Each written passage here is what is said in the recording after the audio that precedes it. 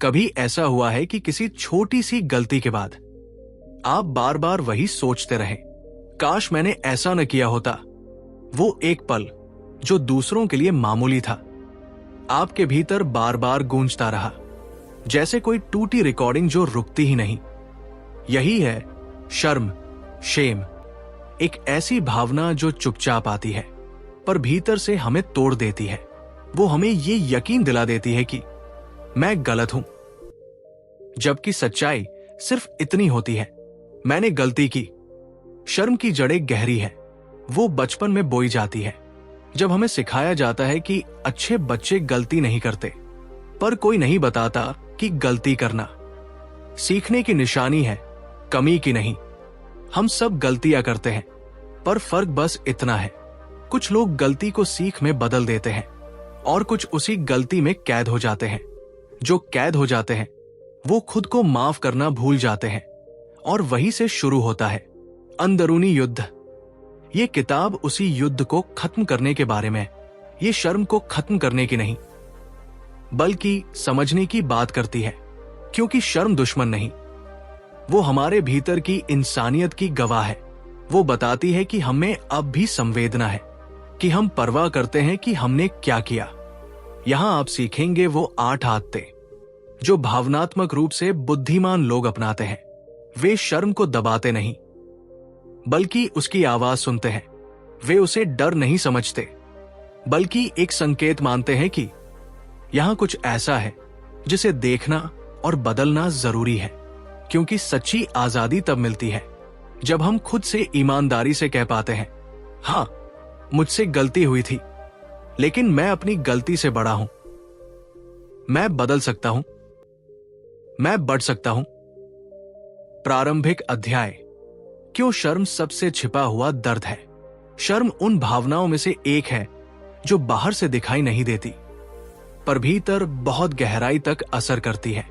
ये गुस्से या दुख की तरह खुलकर सामने नहीं आती, ये धीरे धीरे चुपचाप हमारे आत्मसम्मान की जड़ों में समा जाती है। हमें से कई लोगों ने बचपन में ये सीखा, दूसरे क्या सोचेंगे, ऐसा मत करो, लोग हंसेंगे, या गलती की तो सबके सामने शर्मिंदा होना पड़ेगा।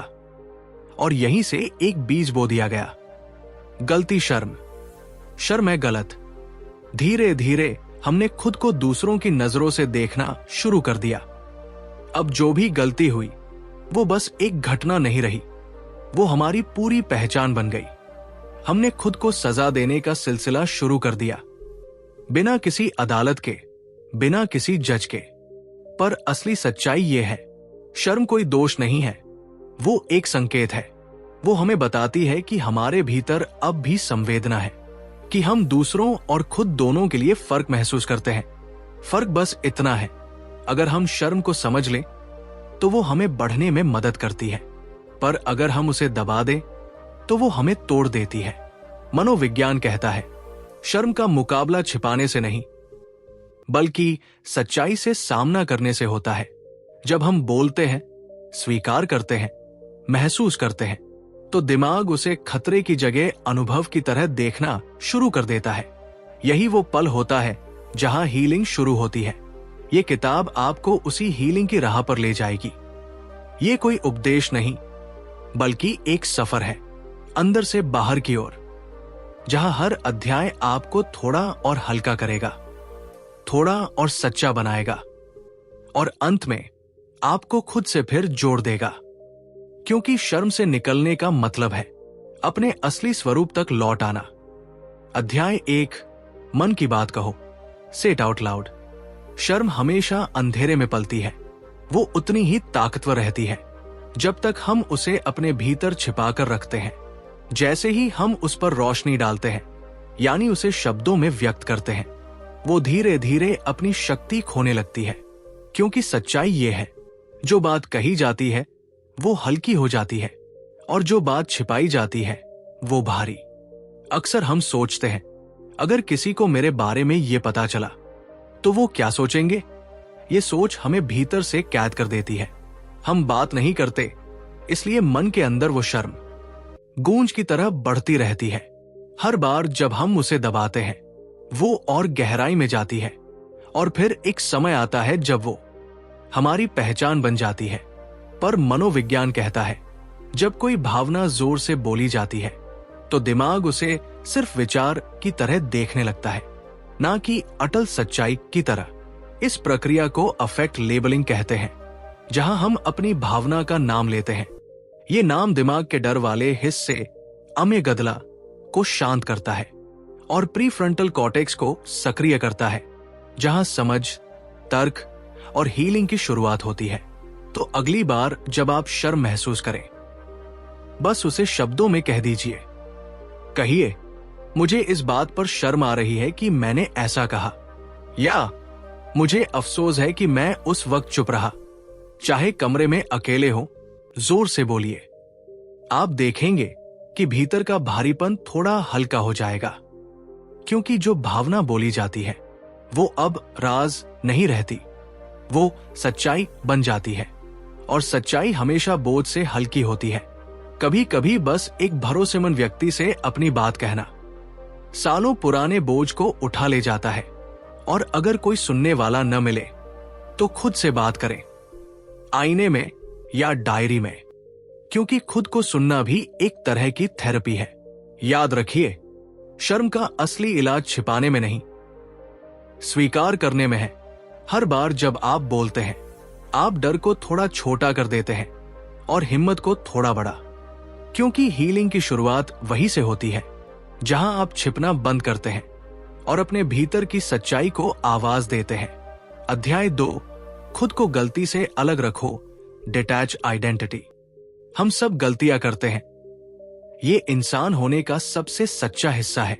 लेकिन जो हमें तोड़ देता है वो गलती नहीं होती, वो होती है उस गलती से अपनी पहचान जोड़ लेना। जब हम कहते हैं, मैं गलत हूं, मैं निकम्मा हूं, मैं लायक नहीं हूं, तो हम गलती को एक काम से उठाकर अपने अस्तित्व का हिस्सा बना लेते हैं और यहीं से शर्म हमारे भीतर जड़ पकड़ती है। मनोविज्ञान में इसे आइडेंटिटी फ्यूजन विद फेलियर कहा जाता है, जहां इंसान ये मान लेता है कि उसकी गलती ही उसकी पूरी सच्चाई है। लेकिन सच्चाई ये है, आप अपनी गलती नहीं है। आप वो इंसान है जो सीख सकता है, बदल सकता है और फिर से सही कर सकता है। भावनात्मक रूप से समझदार लोग ये फर्क समझते हैं, मैंने गलती की और मैं गलती हूं। इन दोनों वाक्यों के बीच पूरी जिंदगी का अंतर है। पहला वाक्य आपको ग्रोथ की दिशा देता है, दूसरा आपको गिल्ट की कैद में डाल देता है। जब आप खुद को गलती से अलग देखते हैं तो आप अपने भीतर करुणा के लिए जगह बनाते हैं। ये करुणा कोई दया नहीं, बल्कि अपने प्रति समझ और नरमी है। इसे ही मनोवैज्ञानिक सेल्फ कंपैशन कहते हैं, जहां आप खुद से उसी तरह पेश आते हैं जैसे किसी प्रिय मित्र से जिसने गलती की हो। अगर आपका कोई दोस्त गलती करे तो क्या आप उससे कहेंगे तू बेकार है? नहीं, आप कहेंगे कोई बात नहीं, तू इंसान है, सीख ले और आगे बढ़। तो फिर खुद से ये बात कहना क्यों मुश्किल लगता है? हर बार जब आप अपने मन को ये याद दिलाते हैं, मैंने गलती की है पर मैं गलती नहीं हूं, आप अपने आत्मसम्मान की एक टूटी हुई ईंट वापस जोड़ देते हैं और धीरे धीरे वही ईंटें आपकी नई पहचान की नींव बनती है, जहां आप शर्म से नहीं बल्कि समझ से चलते हैं। गलती कोई चरित्र की कमी नहीं, बल्कि विकास का संकेत है। वो बताती है कि आपने कोशिश की, कि आपने जीवन को जीने का साहस किया।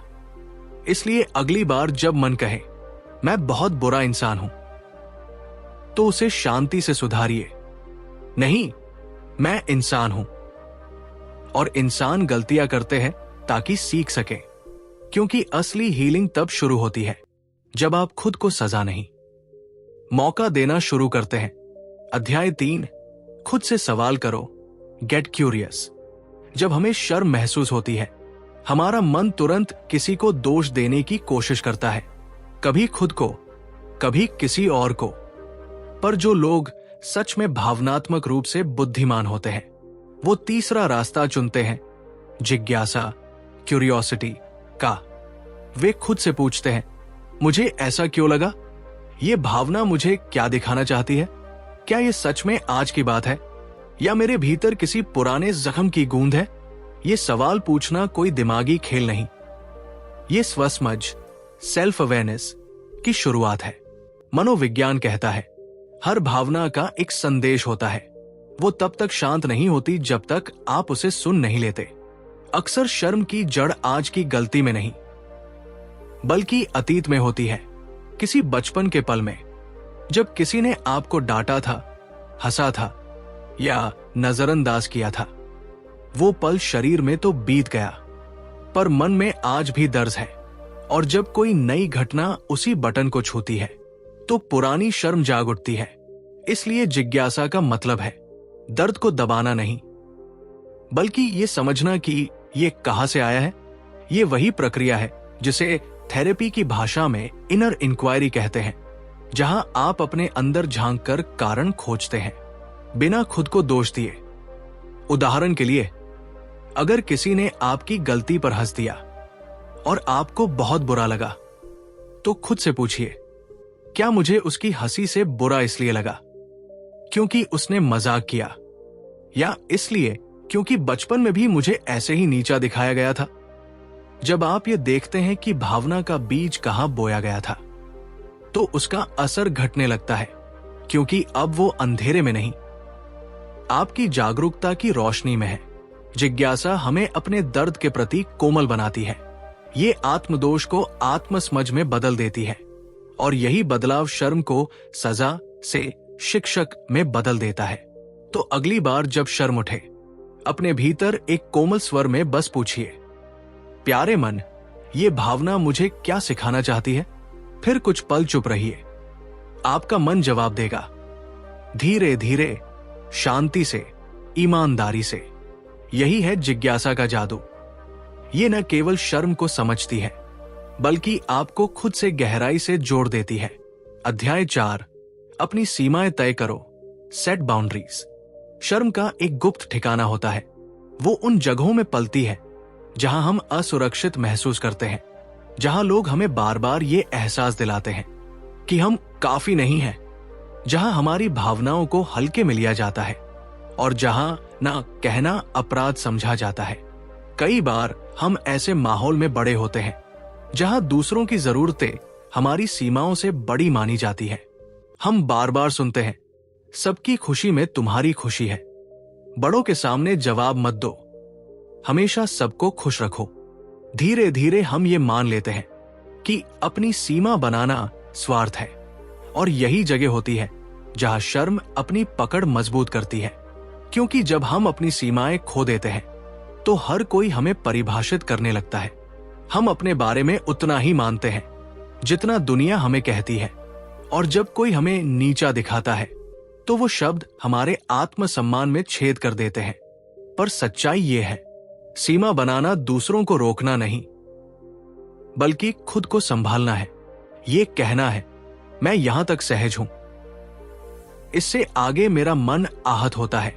मनोविज्ञान में इसे इमोशनल बाउंड्रीज कहा जाता है, जहां आप तय करते हैं कि कौन सी बातें, माहौल या लोग आपकी शांति को तोड़ सकते हैं और कब आपको खुद को बचाने की जरूरत है। शर्म अक्सर उन माहौल में पनपती है जहां हमारे नाक को नजरअंदाज किया जाता है, जहां हमसे उम्मीद की जाती है कि हम हर बार हां कहें, भले हमें दर्द हो। पर भावनात्मक रूप से बुद्धिमान लोग जानते हैं, कभी कभी सबसे बहादुर जवाब ना होता है। सीमा तय करने का मतलब किसी से नफरत नहीं बल्कि अपने आत्मसम्मान की रक्षा है। ये कहना है, मैं तुम्हारी भावनाओं की कद्र करता हूं पर अपनी शांति को कुर्बान नहीं कर सकता। और अगर कोई व्यक्ति बार बार आपकी सीमाओं को तोड़ता है, आपकी गलतियों को उछालता है या आपको शर्मिंदा महसूस कराने में सुख पाता है, तो याद रखिए, वो जगह हीलिंग की नहीं, ब्लीडिंग की है। आपका पहला दायित्व हमेशा खुद के प्रति होता है, क्योंकि जब आप अपनी ऊर्जा बचाते हैं तभी आप दूसरों को सच्ची करुणा दे सकते हैं। सीमा बनाना दीवार खड़ी करना नहीं है, ये दरवाजे को ताले से बंद करना भी नहीं। ये बस इतना कहना है, मेरे दिल का दरवाजा खुला है, पर मैं तय करूंगा कि कौन अंदर आएगा। और कितनी देर रहेगा। सीमाएं आत्मसम्मान की भाषा है, और जहां आत्मसम्मान होता है वहां शर्म धीरे धीरे अपनी जगह खो देती है। अध्याय 5, अपने साथ नरमी से पेश आओ। Be kind to yourself. अगर कोई और आपकी छोटी सी गलती पर लगातार आपको कोसे, आपसे कहे तुम में कुछ भी अच्छा नहीं है, तो क्या आप उसके साथ रहना चाहेंगे? नहीं।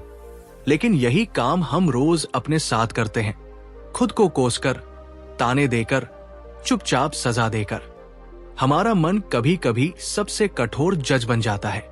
वो गलती नहीं देखता, वो इंसान पर वार करता है। हर वाक्य जो मैं कुछ नहीं हूं से शुरू होता है हमारे भीतर की करुणा को थोड़ा थोड़ा मार देता है। लेकिन मनोविज्ञान कहता है खुद के प्रति करुणा, सेल्फ कंपैशन, वो पहला औजार है जो शर्म को घुला देता है। क्योंकि जब हम अपने साथ कोमलता से पेश आते हैं तो हमारा नर्वस सिस्टम खतरे की अवस्था से सुरक्षा की अवस्था में लौट आता है। ये बदलाव शरीर के स्तर पर होता है। सांसें धीमी हो जाती है, दिल की धड़कन सामान्य हो जाती है, और मस्तिष्क ये संदेश भेजता है अब डरने की जरूरत नहीं, अब हीलिंग हो सकती है। दयालु होना कमजोरी नहीं है, ये आत्म सुरक्षा की सबसे ऊंची बुद्धिमत्ता है। क्योंकि हर्ष सेल्फ टॉक हमें तोड़ता है, लेकिन जेंटल सेल्फ टॉक हमें दोबारा जोड़ता है। तो जब भी गलती हो, खुद से वैसे बात कीजिए जैसे किसी प्रिय दोस्त से करेंगे। कहिए, हाँ मुझसे गलती हुई, लेकिन इसका मतलब ये नहीं कि मैं नाकाम हूं। मैं सीख रहा हूं, हर बार गिरकर थोड़ा और संभल रहा हूं। हर बार जब आप ये कहते हैं, आप अपने भीतर शेम की दीवार पर कंपैशन की एक ईंट जोड़ते हैं। धीरे धीरे वही दीवार रोशनी की खिड़की बन जाती है। कभी कभी बस अपने आप को गले लगाना या दर्पण में मुस्कुरा देना, इतना ही काफी होता है ये याद दिलाने के लिए कि मैं अभी भी अपने साथ हूं। और यही सेल्फ काइंडनेस का अर्थ है, अपने साथ वैसे पेश आना जैसे आप किसी घायल बच्चे के साथ आते हैं, धीरे, समझदारी से, बिना जज किए। याद रखिए, शर्म का जहर कठोरता से नहीं निकलता, वो सिर्फ नरमी से पिघलता है। जितनी कोमलता आप खुद को देंगे, उतनी जल्दी आपका मन अपनी असली रोशनी में लौट आएगा। तो अगली बार जब मन आपको डांटे, थोड़ा ठहरिए, गहरी सांस लीजिए और बस कहिए, कोई बात नहीं, मैं इंसान हूं और इंसान गलती करते हैं। यही वाक्य आपका आत्मसम्मान वापस लाता है। यही वाक्य शर्म को चुप कर देता है, और यही वाक्य हीलिंग की सबसे सच्ची शुरुआत है। अध्याय 6, भरोसेमंद से बात करो। Share safely. शर्म हमेशा छुपी रहती है, वो अंधेरे को पसंद करती है। जितना आप उसे छिपाते हैं, वो उतनी गहरी और ताकतवर होती जाती है। लेकिन जैसे ही आप किसी भरोसेमंद इंसान से अपनी सच्चाई साझा करते हैं, वो अंधेरा थोड़ा टूटने लगता है। क्योंकि शर्म की सबसे बड़ी ताकत है खामोशी, और उसकी सबसे बड़ी कमजोरी है कहा जाना।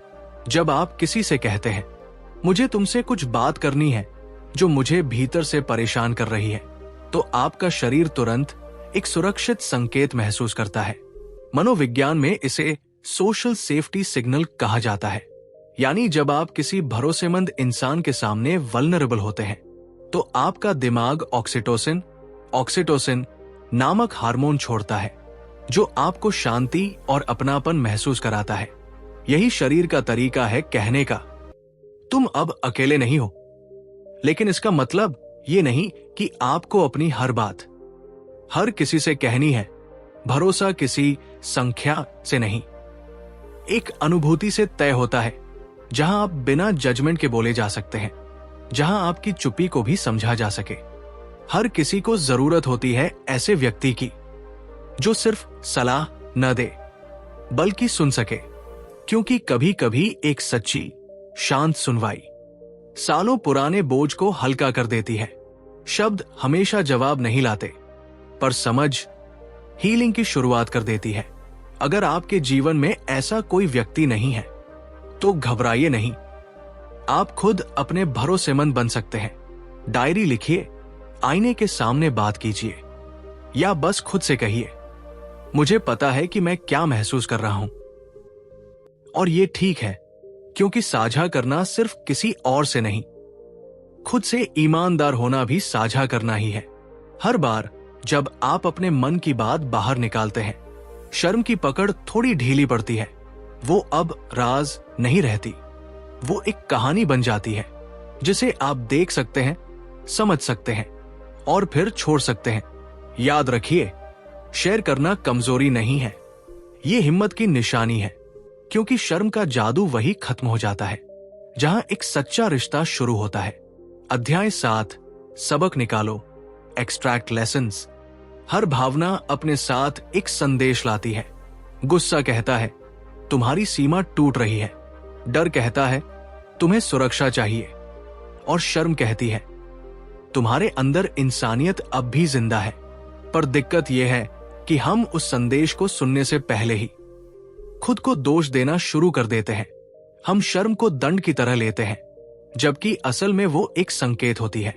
मनोविज्ञान कहता है हर कठिन भावना अगर ध्यान से देखी जाए तो वो हमें अपने बारे में कुछ सिखाने आई होती है।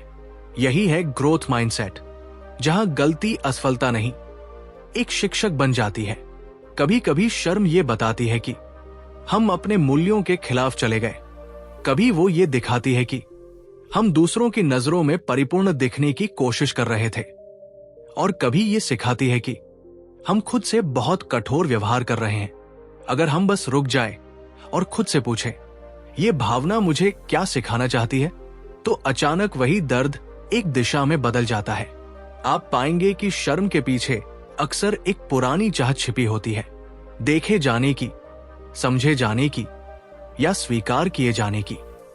जब आप उस चाह को पहचानते हैं तो आप खुद के प्रति थोड़ा और कोमल हो जाते हैं।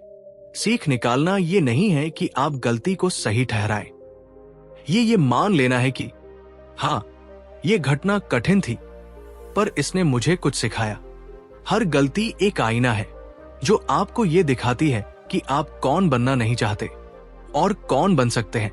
तो अगली बार जब शर्म आए, भागिए मत, ठहरिए, गहरी सांस लीजिए और खुद से कहिए मैं इस भावना को समझने के लिए तैयार हूं। यही स्वीकार्यता वो चाबी है जो शर्म के दरवाजे को धीरे से खोल देती है।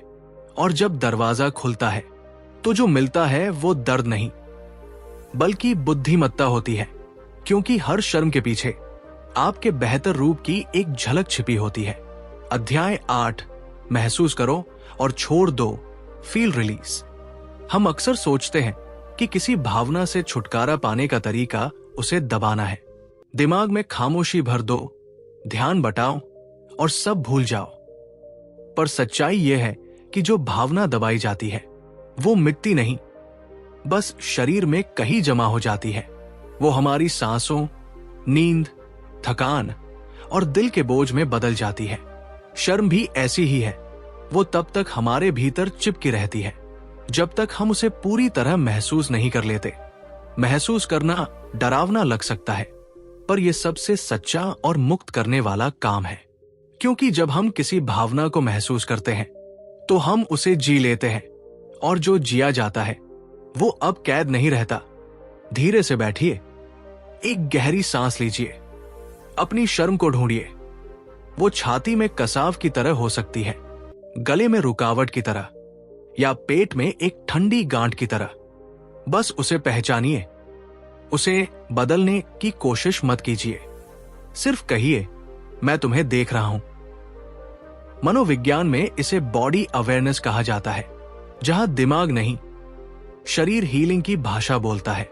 जब आप भावना को महसूस होने देते हैं तो शरीर उसे धीरे धीरे रिलीज कर देता है, कभी आंसू बनकर, कभी एक लंबी सांस बनकर, कभी बस एक हल्केपन के एहसास में। छोड़ देने का मतलब भूल जाना नहीं है, इसका मतलब है कि अब वो बात आप पर हावी नहीं है।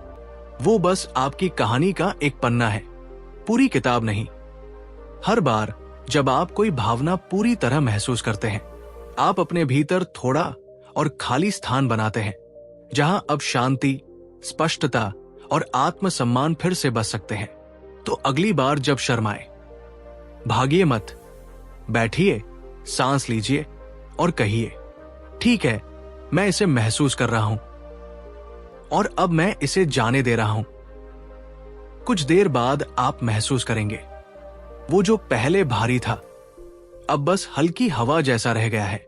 यही है असली आजादी, जहां भावनाएं दुश्मन नहीं बल्कि शिक्षक बन जाती है, जहां आप दर्द से नहीं भागते बल्कि उसे समझकर, शांत होकर उससे आगे बढ़ जाते हैं। तो याद रखिए, शर्म कोई दोष नहीं है, वो बस एक हल्का सा स्पर्श है जो आपको ये एहसास दिलाता है कि आप अब भी महसूस कर सकते हैं।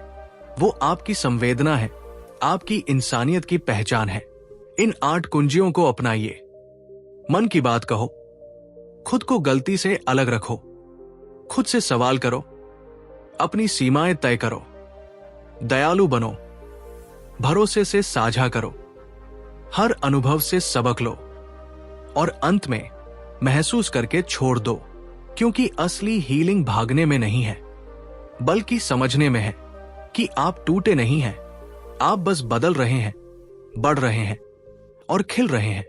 अगर इस सफर ने आपके दिल को छुआ तो ऑडियो बुक 177 को जरूर सब्सक्राइब करें, जहां हर कहानी, हर किताब आपके मन को थोड़ा और हल्का और जीवन को थोड़ा और गहरा बना देती है। ऑडियो बुक 177, सुनो वो बातें जो दिल को छू जाए।